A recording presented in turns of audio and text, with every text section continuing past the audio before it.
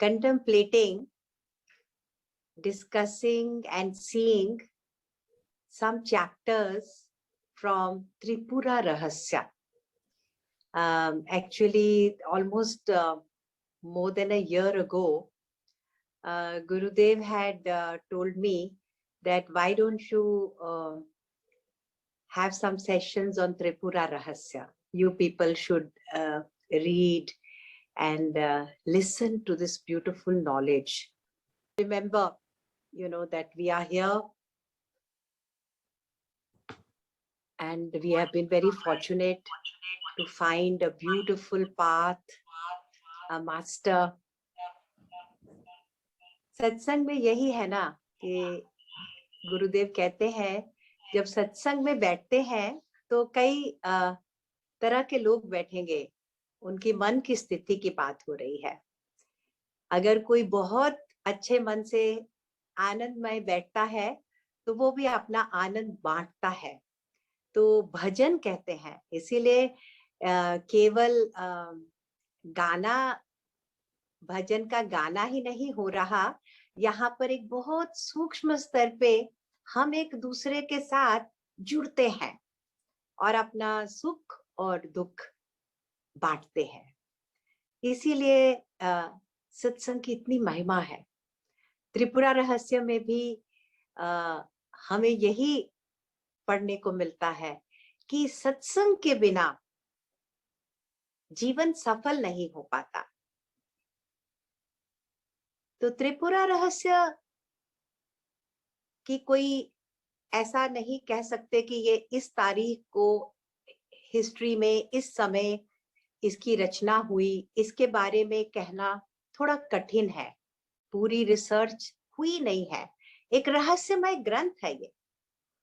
शैव ट्रेडिशन और शाक्त ट्रेडिशन, ये उस स्कूल का ग्रंथ है। तंत्र विद्या भी कहा है। तंत्र विद्या में ये सबसे ऊंचे दर्जे का ग्रंथ माना गया है। तंत्र के बारे में कई लोगों की बहुत धारणाएं होती हैं, पर देखा जाए तो बहुत सिंपल सी चीज है। जो ज्ञान हमें अपने से जोड़ता है, अपनी आत्मा में झांकने का जो ज्ञान है, वही तंत्र है। जैसे कि अगर आप गाड़ी सीखना चाहते हैं तो ड्राइविंग स्कूल में जाते हैं और आपको सीखने के लिए कुछ चीजें बताई जाती हैं, theory, practice more important then theory also, है ना। तो ऐसे ही कंप्यूटर सीखना हो, कुछ भी सीखना हो, तो हमें अपने बाहर जाकर किसी को कांटेक्ट करके नॉलेज मिलती है। और अपने आत्मा को जानने के लिए जो नॉलेज है वो कितनी सटल होगी, इसका हम इमेजिन कर सकते हैं। इसके बारे में ज्यादा बात भी करनी मुश्किल है। तो तंत्र उसी को कहा गया है। हमने सालों से सत्संग में बैठकर एक दूसरे के साथ ये बातें की है कि लाइफ में जीने के लिए संसार में जीते तो सब हैं, सांस तो सब ले रहे हैं ना, लेकिन सच में रसमय जीवन बिताना, एक एक पल का रस उठा पाना, जीवन में क्यों आए हैं, कितना आनंद है। जिस संसार को प्रभु ने बनाया है, प्रभु का ही वो रूप है। और प्रभु का नाम क्या है? सच्चिदानंद। प्रभु आनंद स्वरूप है। तो हम क्या उस आनंद को छू पा रहे हैं? उसे ही देखना है बस। त्रिपुरा रहस्य हमें यही बता रहा है कि तुम आनंद हो, तुम्हें आनंद में जाना है, आनंद से जुड़ना है।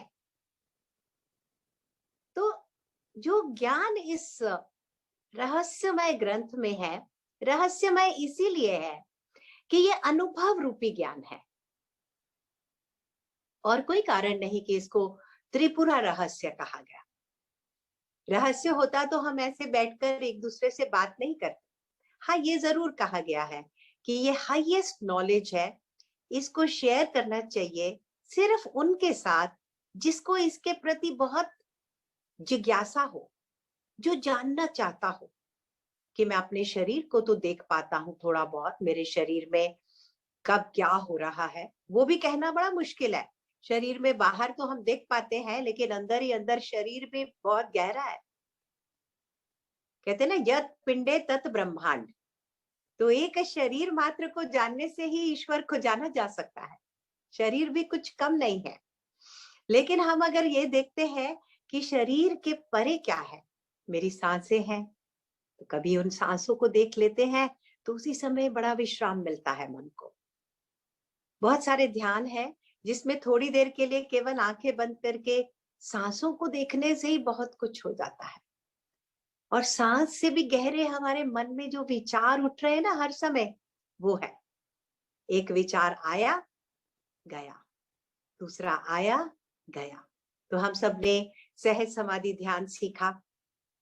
गुरुदेव की कृपा से हमें इतना सुंदर ज्ञान मिला सहज समाधि ध्यान का, जिसमें मंत्रों के द्वारा कैसे अपने ही मन को साध लेते हैं, कैसे थोड़े ही देर में हम ऐसे समभाव में शांत होकर बैठ सकते हैं। ये सब तंत्र विद्या का ही अंग है, ये पद्धतियां। तो ऐसा नहीं है कि हमने त्रिपुरा रहस्य को आज पहली बार ही छुएंगे या पहली बार इसके पास आएंगे। हमारा पूरा जीवन हम इस ज्ञान के साथ रहते ही हैं।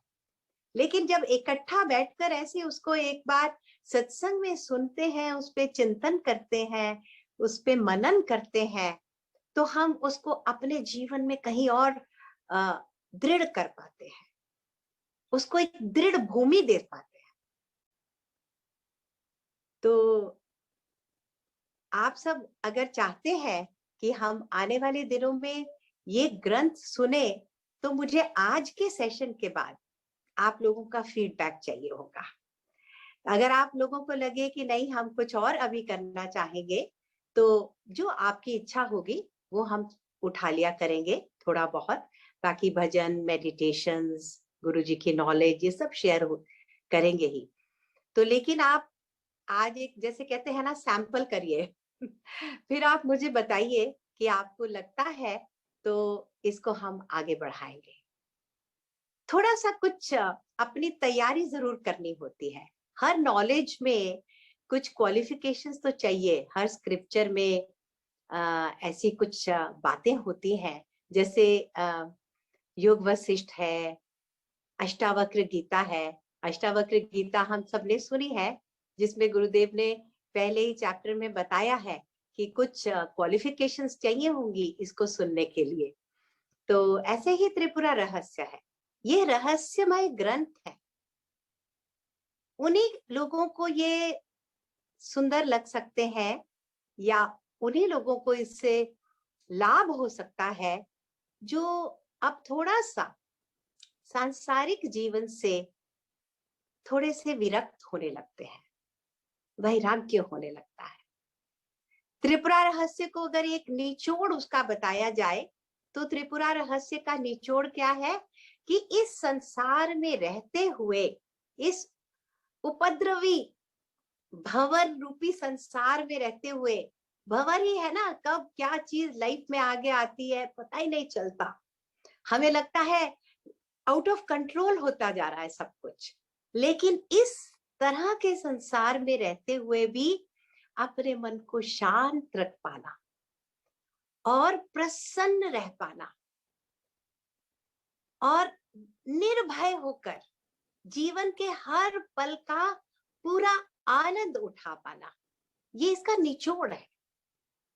कहते हैं त्रिपुरा रहस्य सुनकर, पढ़कर अगर ये नहीं सीखा, क्या नहीं सीखा, कैसे हर समय शांत रहना है, हर समय खुश रहना है, किसी चीज से भय नहीं करना, किसी चीज से द्वेष नहीं करना, संसार में जो हो रहा है इस समय मेरे जीवन में होने दो, जो भी व्यक्ति है मेरे आसपास जैसा भी है उसको मैं प्रेम से अपने साथ लेके आगे बढ़ने को तैयार। ये सब निचोड़ है, फल है इस ग्रंथ का। कहते हैं इतनी आसानी से ये मिल सकता है त्रिपुरा रहस्य सुनते सुनते, मनन करते करते। अगर ये सुनकर आपको नहीं मिल पाया तो और ग्रंथों में शायद और भी कठिन होगा। Tantra is a perfected knowledge, just like it is very scientific. जैसे साइंस ने इतनी प्रोग्रेस की है, अब देखिए आज की डेट में भी अगर देखा जाए तो हम या हमारे ग्रंथों की सबसे ब्यूटीफुल बात क्या है कि वो आज की डेट में लगता है कि आज के युग के लिए लिखा गया है। और कब लिखा गया, इसके बारे में कुछ संभावनाएं हैं, कुछ ऐसे गैस करते हैं लोग कि जब बुद्धा थे उससे भी पहले का ग्रंथ है। और ऋग्वेद में भी इसके जो अंदर कुछ कहानियां हैं उनकी चर्चा आई है। इसको हरितायन संहिता भी कहा गया है क्योंकि ऋषि हरितायन ने इसको कंपाइल किया है। और ये हरितायन का जिक्र कुछ हमारे वेदों में, उपनिषदों में जो बहुत पुराने हैं उनमें हमें मिलता है। तो हम ये आराम से इस बात को एक्सेप्ट कर सकते हैं कि ये आदि ग्रंथ है, आदि ज्ञान है। कहते हैं शिव भगवान के मुख से निकला हुआ ज्ञान जब देवी त्रिपुरा के कानों में जाकर हृदय में बस जाता है, वो त्रिपुरा रहस्य है। आप इसको एक बार और इसके ऊपर जरा चिंतन करें। रहस्यमय ज्ञान और उसको जो शक्ति हम सबके अंदर है, जिससे हम उसको ग्रहण करते हैं, अपने हृदय में स्थिर करते हैं, उसी को त्रिपुरा कहा गया है। त्रिपुरा को एक और भी तरह से देखा गया है। पहला ही श्लोक है कि तुम कारणानंद रूपिणी हो। जो भी त्रिपुरा का कहते हैं शरीर क्या है, जब हम प्रभु में तल्लीन हो जाते हैं, प्रभु में डुबकी लगाकर अब अपने वो पल जीवन के याद करते हैं, एक पल के लिए, जिन पलों में हमने अपने को बहुत दिव्यता को छुआ, हम कुछ ऐसे पल हमारे जीवन में आए, सत्संग के समय, गुरुदेव के सानिध्य में, ऐसे लगा ओ मैं भी इतना डिवाइन हूँ, इतने डिवाइन हूँ। आपको लगा जैसे हथेली पे आंवला रखा दिख जाता है, ऐसे ही मैंने भी प्रभु का साक्षात्कार किया है। वो जो साक्षात्कार के पल थे उनमें आपको कितना प्रसन्न अनुभव हुआ था, प्रसन्नता की कितनी आनंद आई थी आपको। कितने लोग हैं जो इस बात के साथ थोड़ा सा आइडेंटिफाई कर पाते हैं, किसी ना किसी रूप में, मंदिर में गाते हुए भजन, या किसी बहुत कठिन समय में जब देखा प्रभु ने कैसे कठिनाई से बाहर निकाला, कैसे आकर आपका हाथ थाम लिया, तब कैसा मन हो जाता है, एकदम अरे प्रसन्न हो जाता है, ग्रैटिट्यूड से भर जाता है। तो वो जो डुबकी लगाते हैं ना डिविनिटी में, उसकी जो प्रसन्नता है, वो प्रसन्न वदना ही त्रिपुरा देवी है। इसीलिए देवी को कहते हैं प्रसन्न वदने। उसका शरीर ही आनंद है। तो इस आनंद को पाने के लिए जब जीवन में ऐसा निश्चय करते हैं कि हमने बहुत कुछ पा लिया, देखिए आजकल क्यों इतना रेलेवेंट है, दोबारा इतने सालों के बाद लगता है आज के लिए लिखा गया त्रिपुरा रहस्य। क्या कहता है त्रिपुरा रहस्य? कहता है जैसा भी वर्ल्ड है, अपहीवल से भरा हुआ तुम्हारा वर्ल्ड हो, वर्ल्ड में कुछ भी कभी भी हो रहा है, तुम शांत चित्त होकर एक एक पल का रस उठाओ, एक एक सांस जो आ रही है उसको पूरी तरह से उसको एंजॉय कर पाओ, खुद खुश रहो, औरों को खुश कर पाओ। यही तो चाहता है हर ज्ञान, हर गुरु आपसे यही चाहता है। किसी को कुछ आवश्यकता नहीं, प्रभु को हमसे कुछ भी नहीं चाहिए। जैसे एक माली होता है ना, गार्डन में जब ब्लॉसमिंग फ्लावर्स होते हैं तो माली को सबसे खुशी ज्यादा होती है। ऐसे ही ईश्वर को सबसे ज्यादा प्रसन्नता होती है जब हम सब उनकी बनाई हुई संतान ऐसे खुशी से जीवन जी सके।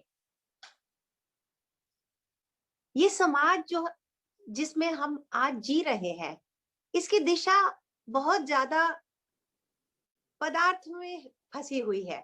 सब कोई कुछ ना कुछ इकट्ठा करने में लगे हैं, संसार में सबको कुछ ना कुछ चाहिए, सांसारिक चीजें, सांसारिक रिश्ते, सांसारिक ओहदे, स्टेटस, किसी ना किसी चीज के लिए भाग रहे हैं।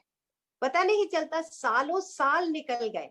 कभी कभी दिखते, अरे इतने बड़े हो गए, क्या किया इतने साल। लेकिन अपनी पोथी खोलो, अपने को देखो, मार्कशीट क्या है हमारी, क्या किया इतने सालों में, क्या ऐसा किया जो लगता है हाँ ठोस चीज की।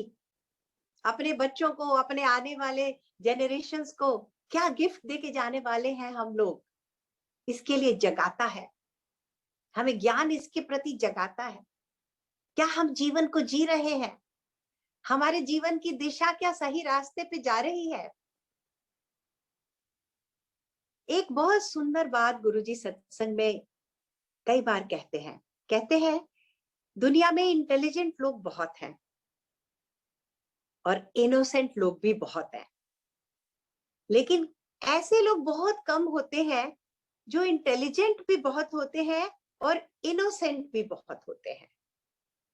ये जो सुंदर एक कॉम्बिनेशन बनता है, ये कैसे बनता है? हमारी आत्मा के तरफ जाने से। जितना जितना हम संसार की तरफ भागेंगे, हम चाहे बहुत इंटेलिजेंट हों, बहुत कैपेबिलिटीज हो हमारे अंदर, बहुत सारी चीजें हम सक्सेसफुली कर पाए ना भी कर पाए, लेकिन उससे क्या है, हमारी लाइफ ब्यूटीफुल नहीं बन पाती। बड़े बड़े लोग देखें जिन्होंने बहुत कुछ अचीव किया, लेकिन अगर आप उनके लास्ट डेज में उनसे पूछते अंदर झांक के कि क्या सबसे जरूरी है, तो सबका एक ही अनुभव है, प्रेम कर पाना, प्रेम में रह पाना, शांत रह पाना। ये ज्ञान हमने सीखा ही नहीं, अपने मन को शांत कैसे रख सके, हर परिस्थिति को ऐसे इक्वानिमिटी से कैसे उसको हैंडल कर पाए। एक टाइम नहीं लगता, बहुत सारा लगता है, हमने बहुत नॉलेज पढ़ा है, सुना है, लेकिन एक मोमेंट लगता है हमें डिस्टर्ब होने में। तो वो डिस्टर्ब ना होना, ये गुण आया ही नहीं। आज के समाज में इसकी बहुत कमी हो गई। आजकल कौन हमारे रोल मॉडल्स हैं? जिन्होंने वर्ल्डली लाइफ में बहुत कुछ अचीव किया है, जिन्होंने वर्ल्डली टैलेंट्स बहुत इकट्ठा किए हैं। लेकिन पहले ऐसे नहीं होता था। पहले कौन रोल मॉडल्स होते थे? संत महात्मा पुरुष, ज्ञानी लोग, गुरुजन, वो रोल मॉडल हुआ करते थे, जिनके अंदर सात्विक गुण होते थे, जो शांत प्रिय होते थे और प्रेम से सबसे बात करते थे, व्यवहार करते थे, मीठा बोलते थे। अष्टावक्र गीता के पहले ही चैप्टर में जो गुरुजी ने कहा ना, कुछ क्वालिफिकेशंस हैं, तो उसमें एक क्वालिफिकेशन पता क्या थी, मुझे अब याद आ रही है, कि जब तक आप ये ग्रंथ सुनोगे, आप किसी से कोई हार्श वर्ड नहीं यूज करोगे। लगता है ना देखने में कितनी सिंपल सी बात है, कितनी छोटी सी बात है। मुझे अभी भी याद है, जिस ग्रुप के एक बार मैं एक ग्रुप में बैठकर सुनने लगी, तो पहले ही दिन जब ये क्वालिफिकेशन के बारे में बात हुई, तो बहुत सारे लोगों ने कहा, अरे भाई हम तो कर ही नहीं पाएंगे, हमें तो गुस्सा आ ही जाता है, हम तो किसी को ऐसे बोल ही देते हैं, छोटी छोटी चीजों पे भी हमारा नियंत्रण नहीं है। तो तंत्र वही है जो हमारे को पदार्थों पे, संसार पे नियंत्रण सिखाता है। उसी विद्या को तंत्र विद्या कहा गया है, क्योंकि संसार जो है वो हमारे लिए है, हम संसार के लिए नहीं है। ये बात हमें सुनते हैं, समझते हैं, लेकिन इसके ऊपर प्रैक्टिस नहीं कर पाते। प्रैक्टिस करने के टाइम क्या होता है, हमारा मन हावी हो जाता है, हमारी लाइक्स और डिसलाइक्स बहुत स्ट्रांग हो जाती हैं। छोटे छोटे चीजों में हम देखते हैं वी लूज अवर कंट्रोल। तो one who can not even control their words, what they are speaking? How will they control their thoughts? How will they control their feelings? What is life made up of? Life is made up of all this. The words that we speak every day, the thoughts that we live with or share with, the feelings. How to be above this?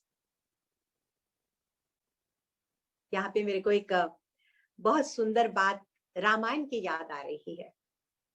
जब राजा दशरथ ने देखा कि राम जी को सब बहुत प्यार करने लग गए हैं, तो उन्होंने एक दिन अपने गुरु को बुला के कहा कि मैं देखता हूँ राम बहुत पॉपुलर है, सब जनता सब प्रजा उन्हें बहुत प्यार करती है, उन्हें अपना नेता मानती ही है, राजा मानती ही है, तो क्यों ना उनका राज्याभिषेक कर दें, मैं अब रिटायर हो जाता हूँ। तो क्या कहा गुरुजी को कि आप एक अच्छा सा मुहूर्त ढूंढिए जिसमें राम को राजा बना दिया जाए। तो गुरुजी ने बड़ी एक सुंदर बात कही रामायण में कि आप मुहूर्त मत मुझे ढूंढने को कहो, जिस पल राम राजा हो जाते हैं वही पल सबसे शुभ हो जाता है। तो यही बात बस हमें अपने जीवन में उतारनी है कि जिस पल डिविनिटी हमें गवर्न करने लगती है, हमारी लाइफ को गवर्न करने लगती है, हम उसकी क्वालिटीज में अपनी लाइफ को समा सकते हैं, डिसॉल्व कर देते हैं, उन्हीं डिवाइन क्वालिटीज में उनमें रमने लगते हैं, उससे ज्यादा ऑस्पिशियस कोई समय नहीं है। और ये ग्रंथ जो इतने पहले लिखा गया था, उस समय भी इसकी बहुत आवश्यकता थी और आज भी उतनी ही आवश्यकता है, उतनी ही आवश्यकता है आज भी कि हमारे राजा राम हो, हम प्रजा हैं। हम क्या भूल जाते हैं इस बात को। तो एक बड़ी सुंदर बात शुरू में ही त्रिपुरा रहस्य में आती है, जिसमें ये कहा गया है कि जब तक हम अपने आत्मा को उस देवी रूपी ईश्वर में समर्पित नहीं कर पाते, तब तक हम जीवन में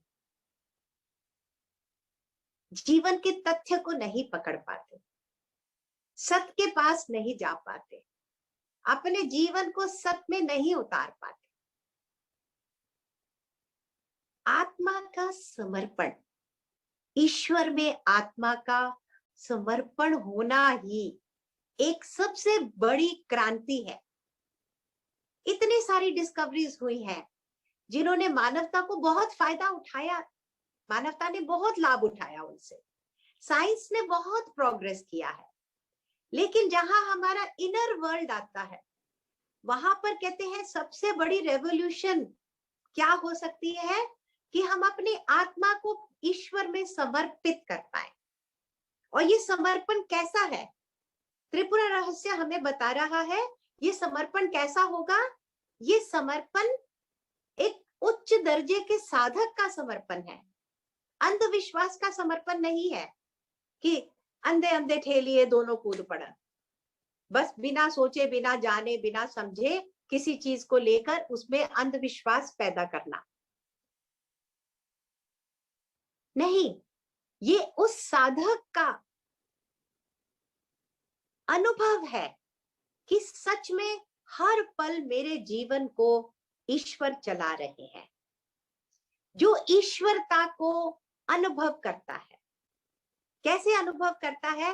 अपनी आत्मबल से, अपनी तपस्या से, अपनी योग्यता से, और सबसे बड़ी बात गुरु कृपा से। ये सबसे पहले ही हमें ये रिक्वायरमेंट है, हमारे अंदर श्रद्धा भाव होना चाहिए ज्ञान के लिए।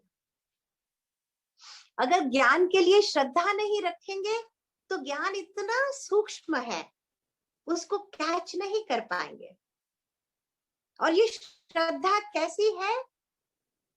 हमारे ही जीवन में जो अनुभव आए हैं उनको शांत दृष्टि से देखकर जो श्रद्धा पनपती है, ये अंधविश्वासी श्रद्धा नहीं है। जो इस मार्ग पे चल रहा है, अपने को सुधारने के मार्ग पे जो चल पड़ा है साधक, ये उसके समर्पण की बात हो रही है। इसलिए त्रिपुरा रहस्य को सुनने के लिए हमें वो साधक बनना है।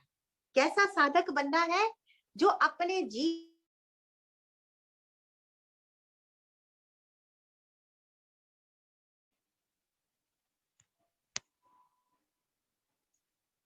Can you hear me? Yeah. Yes, we can. तो जो अपने जीवन को उस दिशा में ले जा रहा है, उसके लिए नहीं है जिसको सांसारिक चीजें चाहिए। जो हमसे पहले ये पूछेगा कि इसको पढ़ के मुझे क्या मिरेकल्स मेरे लाइफ में हो सकते हैं, मुझे क्या फायदा हो सकता है। कई बार हम सहज समाधि ध्यान कोर्स भी जब लेते हैं तो जो पार्टिसिपेंट्स आते हैं वो बड़ा एक ठोस सबूत चाहते हैं, क्या क्या ठोस, हमें क्या क्या मिलेगा।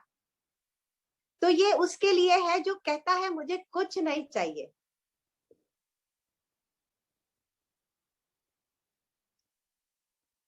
बहुत सारी चीजें हम करते हैं सुबह से लेकर शाम तक, अपनी हेल्थ के लिए, अपनी वेल्थ के लिए कितना कुछ इकट्ठा कर रहे हैं, कितनी भाग दौड़ कर रहे हैं। जो संपत्ति इकट्ठी की है उसको संभालने में ही इतनी एनर्जी जा रही है, इतनी एनर्जी जा रही है। छोटी छोटी चीजों में हम इतनी एनर्जी डाल रहे हैं, जितनी जिस चीज में चाहिए उससे ज्यादा देना ही नहीं है उसको समय। अपने समय का लाभ उठाना है, नहीं तो ये जीवन तो निकलता जाएगा, दौड़ रहा है, जिंदगी दौड़ रही है। तो इसकी लगाम अपने हाथों में ले लो, एक पल के लिए बस निष्ठा कर लो, तय कर लो कि नहीं, मैं भी अब ईश्वर को जानना चाहता हूं, अपने अंदर जाना चाहता हूं, अपने उस स्वरूप को देखना चाहता हूं जो कभी भी, जिसमें कोई बदलाव ही नहीं आता। एक और त्रिपुरा की डेफिनेशन यहाँ पर आती है। हम अपनी लाइफ को देखते हैं, कैसे जीते हैं हम। एक तो हम जाग रहे हैं, अभी हम सब जाग रहे हैं, एक दूसरे को देख रहे हैं, सुन रहे हैं, तो ये जागृत अवस्था की कहानी है। फिर हम सो जाते हैं रात को, सोते हुए भी बहुत सपने आते हैं, वो अलग बात है। उसको डीप स्लीप में जब होते हैं तो कहते हैं सुषुप्त अवस्था, जागृत अवस्था, सुषुप्त अवस्था। फिर सपने आते हैं तो सुबह उठ के कुछ सपने तो याद ही रहते हैं ना। कैसे याद रहे वो सपने, कैसे याद रहा वो डीप स्लीप का अनुभव, कैसे याद रहते हैं जब हम आंखें बंद करके अपने से पूछते हैं पिछले 10 साल मैंने कैसे बिताए, उससे पिछले 10 साल मैंने कहाँ था, क्या कर रहा था, कौन कौन मेरे लाइफ में आया, क्या क्या इवेंट्स हुए, कैसे मुझे याद है ये सब। मेरी चेतना है, the fourth state of our being and mind. उसको तुर्यावस्था भी कहा गया है, उसको त्रिपुरा भी कहा है। त्रिपुरा क्यों? क्योंकि वो जागृत, स्वप्न और सुषुप्त, इन तीनों अवस्थाओं की साक्षी है। हम तो जागृत के भी साक्षी होने के कई बार क्षमता में नहीं होते। अभी पूछो सुबह क्या खाया था, नाश्ते में क्या खाया था, लंच में क्या खाया था, पूरा दिन क्या क्या किया। कई लोगों को बहुत एफर्ट डालना पड़ता है। हफ्ते पहले क्या किया, कल क्या किया। तो साक्षी बनकर बने रहना। साक्षी कैसे बनते हैं? जब हम उसमें लिप्त नहीं है, उसमें इंटैंगल्ड नहीं है बिल्कुल भी। और सपनों के साक्षी हो पाना, अपने विचारों के साक्षी हो पाना, अपनी भावनाओं का साक्षी हो पाना, उन पलों का साक्षी हो पाना जब हम बिल्कुल खाली हो गए, शांत हो गए, कहाँ से ये सब ज्ञान उपज रहा है? ये शक्ति है बहुत बड़ी। सारा जीवन, सारा संसार, तीनों लोक जिस शक्ति के आधार पर खड़े हैं, उसे ही ये शक्ति कहा गया है। वो चेतना रूपी शक्ति, वो त्रिपुरा देवी। तो इसीलिए सबसे पहला सवाल जो साधक का हुआ त्रिपुरा रहस्य में, कि हम जीवन जीते हुए, संसार में रहते हुए, संसार में निर्भय होकर, आनंदमय होकर, संसार में डूब ना पाए, डूबे नहीं कैसे हो पाएगा? तब जवाब में यही बताया गया, तब तक नहीं हो पाएगा जब तक हम इस साक्षी रूपी ईश्वर की उपासना नहीं करते, इसके प्रति श्रद्धा नहीं करते, इसकी पूजा नहीं करते। इसकी पूजा करनी है, इस तत्व की। हम पूजा क्यों करते हैं? पूजा है क्या? गुरुजी कहते हैं ना, पूर्ण भाव से जो चीज जन्म लेती है वो पूजा ही होती है। जब हम ऐसे पूर्ण हो जाते हैं, हॉलो एंड एम्प्टी, मुझे कुछ नहीं चाहिए, मुझे सब कुछ मिल रहा है, मेरे सब काम हो ही रहे हैं, मेरा तो कोई काम कभी रुकता ही नहीं है, मैं ना चाहूं वो भी मुझे मिल जाता है। बहुत कई बार ऐसा होता है साधक के जीवन में, डिवोटीज की लाइफ में कई बार ऐसे होता है कि कोई ऐसे चीज मिल जाती है और बहुत सोचने के बाद ध्यान में आता है, हाँ शायद मैं ये चाहता था, शायद मुझे इसकी इच्छा थी। हम उसको आइडेंटिफाई भी नहीं कर पाते। ऐसे छोटे से छोटी डिजायर्स को फुलफिल जो कर रही है चेतना, उसकी पूजा करनी है।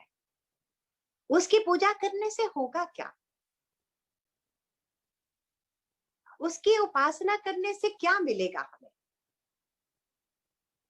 उस चेतना को हमसे कुछ नहीं चाहिए, क्या मिलेगा उसको? कुछ नहीं। हमें क्या मिलेगा? हमारा मन निर्मल हो जाएगा, हमारा माइंड प्योर हो जाएगा। हमने देखा है अपनी लाइफ में, अगर हमको जीवन में सक्सेसफुली अपने रिलेशंस को निभाना है, अपने कॉलीग्स के साथ जीना है, या कुछ भी सीखना है, आगे बढ़ना है, एक स्टेप से दूसरा स्टेप उठाने के लिए भी हमें क्या चाहिए? एक शांत और सजग मन, aware, fully aware, fully established in equanimity.